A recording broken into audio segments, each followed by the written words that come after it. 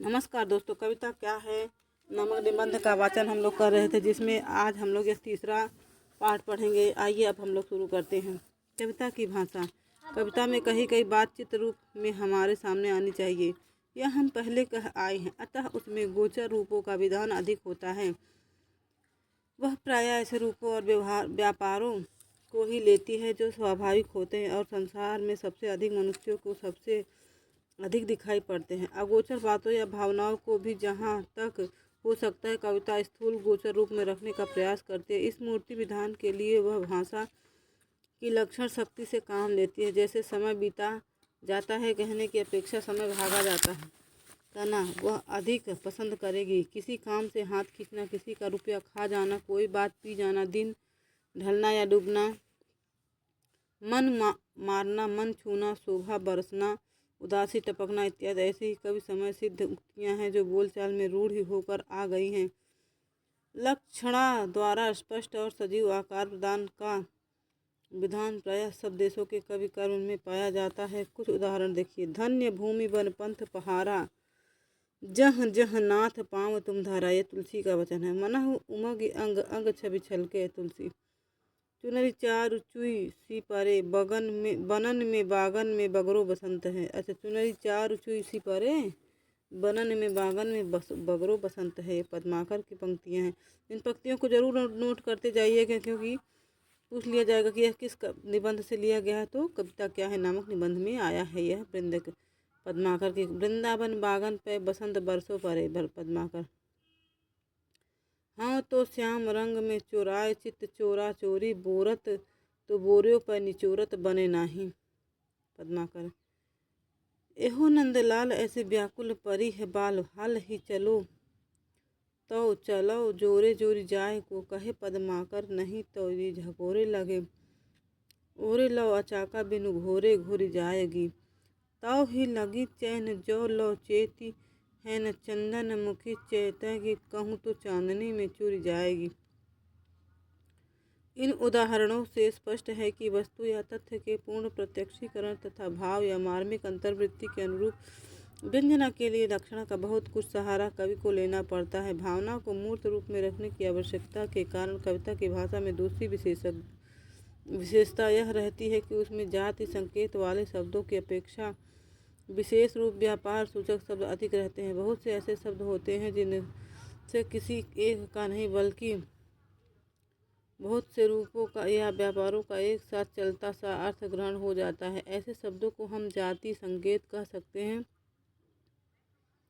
ये मूर्त विधान के प्रयोजन के नहीं होते। किसी ने कहा वहाँ बड़ा अत्याचार हो रहा है। इस अत्याचार शब्द के अंतर्गत मारना, पीटना, डांटना, डपटना, लूटना, पाटना इत्यादि बहुत से व्यापार हो सकते हैं। अतः अत्याचार शब्द के सुनने से उन व्यापारों की एक मिली जुली अस्पष्ट भावना थोड़ी देर के लिए मन में आ जाती है। कुछ विशेष व्यापारों का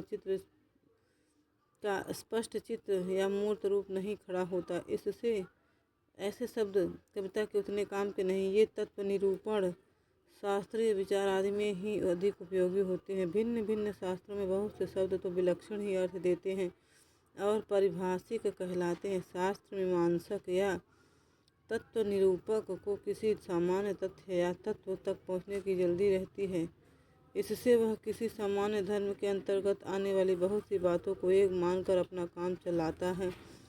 प्रत्येक का अलग अलग दृश्य देखने दिखाने में नहीं उलझता, पर कविता कुछ वस्तुओं और व्यापारों को मन के भीतर मूर्त रूप में लाना और प्रभाव उत्पन्न करने के लिए कुछ देर रखना चाहती है। अतः उक्त प्रकार के व्यापक अर्थ संकेतों से ही उनका काम नहीं चल सकता।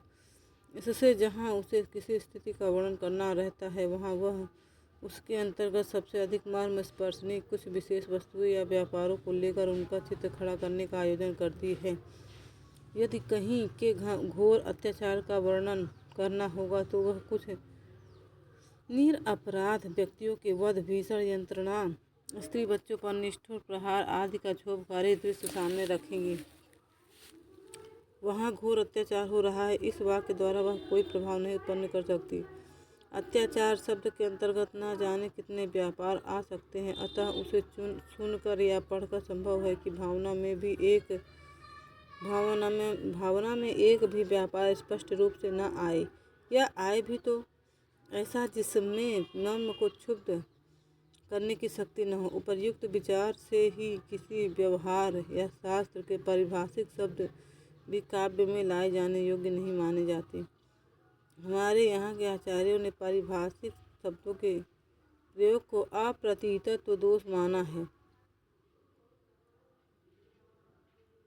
पर दोष स्पष्ट होते हुए भी चमत्कार के प्रेमी कब मान सकते हैं। संस्कृत के अनेक कवियों ने वेदांत, आयुर्वेद, न्याय के पारिभाषिक शब्दों को लेकर बड़े बड़े चमत्कार खड़े किए हैं या अपनी बहुज्ञता दिखाई है।